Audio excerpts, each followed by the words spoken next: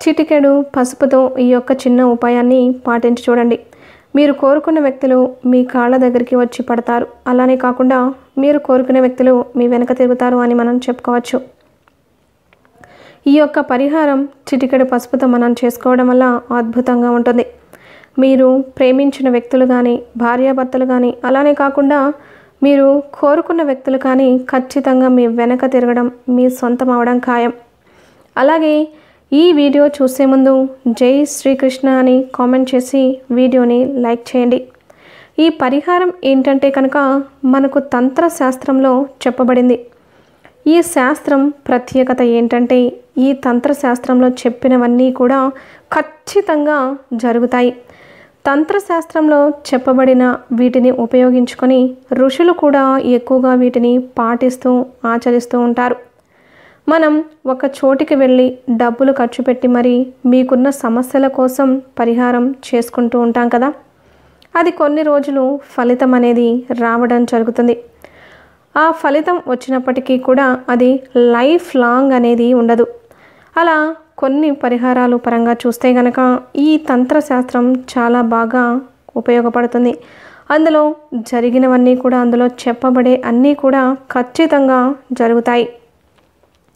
అలాగే ఇప్పుడు మనం చెప్పుకున్నాం కదా, మనం సొంతం కావడానికి, మనకు అనుకూలంగా మార్చుకోవడానికి, మన మాట వినడానికి అంటే ఈ పరిహారాన్ని ఈరోజు చేస్తే మీ మాట వింటారని. కాకపోతే మెల్లమెల్లగా మన మాట వింటారు.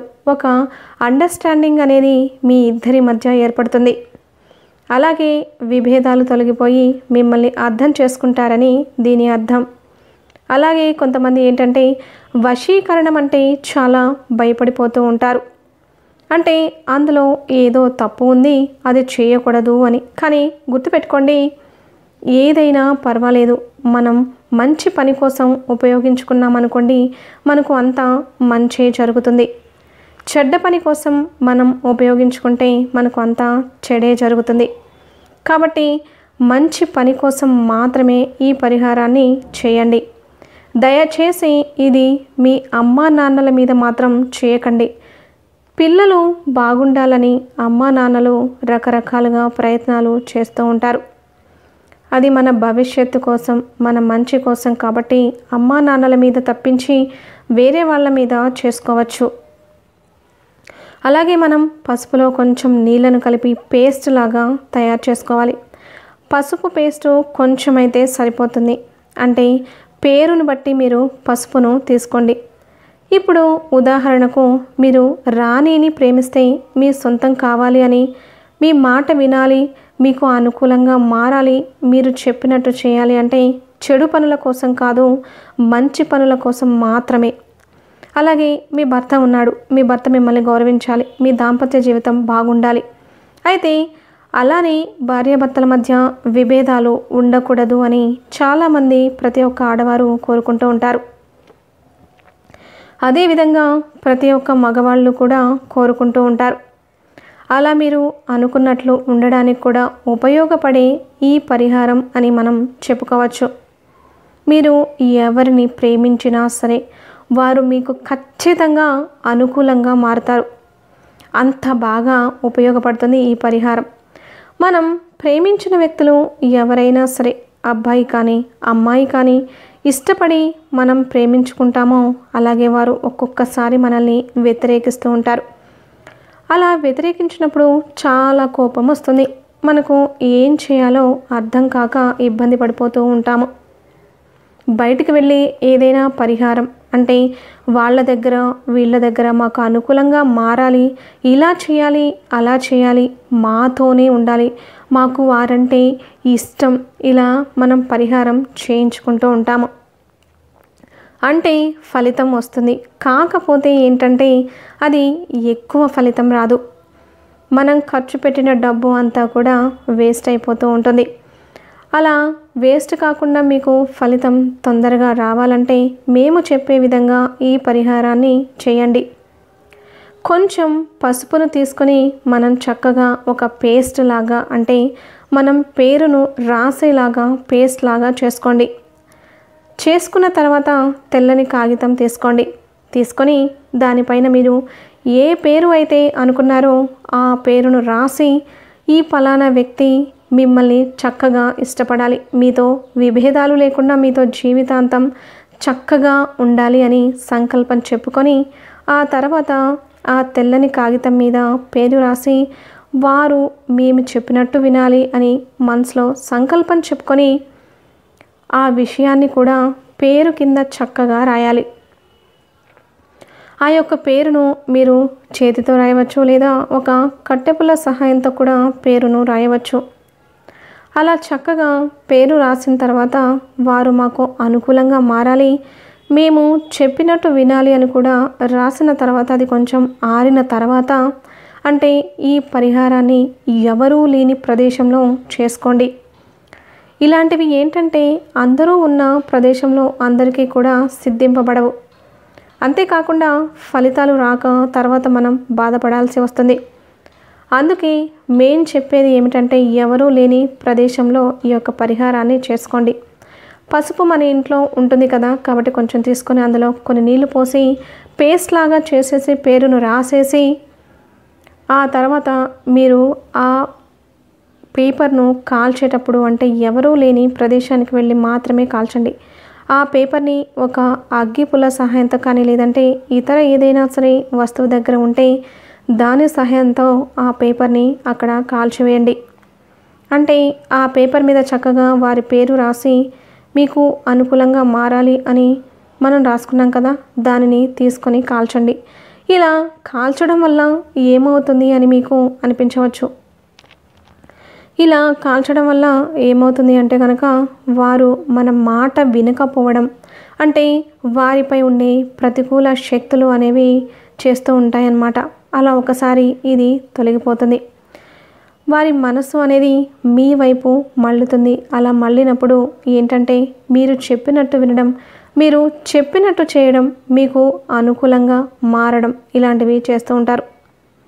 అంటే ఇప్పుడు మీకు సరిగ్గా ఉండడం, అలాగే మేము కూడా ప్రేమిస్తున్నాం కదా, బాగా కలిసి ఉండాలి, నా భర్త అందరూ ఇలాగే నా మాట వినాలి, ఇలా అనుకునే ప్రతి ఒక్కరూ కూడా ఈ పరిహారాన్ని చేసుకోవచ్చు.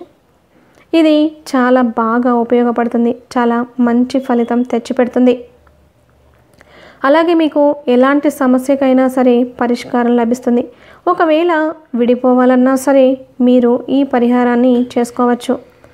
అలాగే అనుకూలంగా మారడానికి కూడా చేసుకోవచ్చు. ఇలా కాల్చి వేయడం వల్ల ఏమవుతుంది అంటే కనుక మనం కాల్చి చేసే పరిహారాలు 100% సిద్ధింపబడతాయి. అలాగే మంచి ఫలితాలను తెచ్చిపెడతాయి. అలాగే వ్యతిరేకంగా ఉండే వాటి నుంచి కూడా మనకు దూరంగా పెట్టడానికి కూడా ఉపయోగపడుతుంది. కానీ ఈ పరిహారం ఎవరూ లేని ప్రదేశంలో మాత్రమే చేయాలి. అలానే ఈ పరిహారం చేసేటప్పుడు ఎవరికీ చెప్పకూడదు. ఈ పరిహారం చేసిన తర్వాత తెల్లని పేపర్ మొత్తం కూడా కాల్చేటట్టు చూసుకోండి. మనం పసుపుతో రాస్తాం కాబట్టి కొంచెం కాలడానికి టైం పడుతుంది. అయినా కొంచెం సేపు వెయిట్ చేస్తే ఆ పేపర్ మొత్తం కూడా కాలిపోతుంది. ఇలా ఈ పరిహారాన్ని వారానికి ఒక్కసారి మాత్రమే చేయాలి. అది ఏ రోజైనా పర్వాలేదు, కేవలం వారానికి ఒక్కసారి మాత్రమే చేయండి. ఇలా 1 లేదా 2 సార్లు చేశాము, అయినప్పటికీ కూడా ఫలితం రాలేదు, అలాగే మిమ్మల్ని ద్వేషిస్తున్నారు, మీరు అంటే ఇష్టం లేదని చెప్తున్నారు. ఒకవేళ మీరు ఇష్టపడినప్పటికీ కూడా వారు ఇష్టపడడం లేదని తెలిసినప్పటికీ కూడా మీరు వారానికి ఒక్కసారి, అంటే 4 వారాలు చేసుకోండి. ఇక అంతకంటే ఎక్కువగా మనం చేయాల్సిన అవసరం లేదు. అంతకంటే ఎక్కువగా మనం ఈ పరిహారాన్ని చేసుకోవాల్సిన పని కూడా లేదు. అంత బాగా సిద్ధింపబడి అంత మంచి ఫలితం అనేది తెచ్చిపెట్టి మీకు శుభ ఫలితాలను ఇస్తాయి. ఇక్కడ మనం చెప్పుకోదగ్గ విషయం ఏమిటంటే ఎలాంటి సమస్య అయినా సరే, అంటే భార్యాభర్తలు, ప్రేమికులకు సంబంధించిన సమస్యలు ఎలాంటివైనా సరే ఫలితం 100% తెచ్చిపెడుతుందని గుర్తుంచుకోండి. మనం ఏదైనా సరే చేస్తేనే కదా మనకు ఫలితం వస్తుందో రాదో తెలుస్తుంది. కాబట్టి మీకు అనుకూలంగా మారాలి, మీ వైపు ఉండాలి, మీరు చెప్పినట్టు చేయాలి, మీ కాళ్ళ దగ్గర ఉండాలి అనుకునే ప్రతి ఒక్కరూ కూడా ఈ పరిహారాన్ని చేసుకోవచ్చు. మేము మీకు చెప్పేది మీ మంచి కోసం మాత్రమే. ఈ పరిహారాన్ని చేసుకోండి. చెడు కోసం చేస్తే మాత్రం మీరు కష్టాల్లో పడతారని గుర్తుంచుకోండి. ఈ పరిహారాన్ని మంచి కోసం చేసుకోండి. మీకు ఖచ్చితంగా 100% ఫలితం రావడానికి అవకాశాలు ఉంటాయి. అలాగే మీరు ఇష్టపడుతున్న వ్యక్తులు మీకు అనుకూలంగా మారడం ఖాయమని చెప్పవచ్చు. అలాగే కోరుకున్న వారిని మనకి అనుకూలంగా మార్చుకోవడానికి కొన్ని ప్రత్యేకమైన ప్రయోగాలు అనేవి ఉంటూ ఉంటాయి. అన్నదమ్ముల మధ్య గొడవలు వస్తుంటాయి. అక్క చెల్లెల మధ్య గొడవలు అనేవి వస్తూ ఉంటాయి. తండ్రి కొడుకుల మధ్య గొడవలు అనేవి వస్తూ ఉంటాయి. అలాంటప్పుడు ఆ గొడవలన్నీ తొలగిపోయి వాళ్ళు అనుకూలంగా మారడానికి కొన్ని ప్రత్యేకమైన ప్రయోగాలు విశేషంగా సహకరిస్తాయి. అయితే వ్యతిరేక ప్రయోజనాల కోసం ప్రయోగాలు చేస్తే మాత్రం వికటిస్తాయి. ఎప్పుడైనా అనుకూల ఫలితాల కోసం మాత్రమే ప్రయోగాలు చేయాలి. అంటే చెడుకి ఎప్పుడు కూడా ప్రయోగాలు ఉపయోగించకూడదు. మంచికి మాత్రమే ఉపయోగించాలి. మంచికి ఉపయోగించినప్పుడు ఆ ప్రయోగాలన్నీ చాలా అద్భుతంగా పనిచేస్తాయి. నిజంగా అన్నదమ్ముల మధ్య కానీ, అక్క చెల్లెల మధ్య కానీ, భార్యాభర్తల మధ్య కానీ, తండ్రి కొడుకుల మధ్య కానీ దూరం పెరిగినప్పుడు వాళ్ళని మనకు అనుకూలంగా మార్చుకోవడానికి, లేదా పిల్లలు మొండితనంతో చెప్పిన మాట వినకుండా ఇబ్బందులు పెడుతున్నప్పుడు పిల్లల యొక్క మొండితనం తగ్గించి వాళ్ళని మనకి అనుకూలంగా మార్చుకోవడానికి ఈ యొక్క ప్రయోగాలు బాగా పనిచేస్తాయి. కోరుకున్న వ్యక్తిని అనుకూలంగా మార్చుకోవడానికి లవంగాలతో చేసే ప్రయోగం అనేది చాలా అద్భుతంగా సహకరిస్తుంది.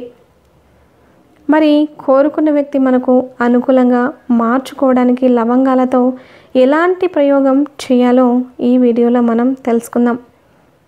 ఎప్పుడైనా సరే శనివారం రాత్రిపూట 9 నుంచి 12 గంటల మధ్య ప్రాంతాల్లో ఈ ప్రయోగం చేయాలి.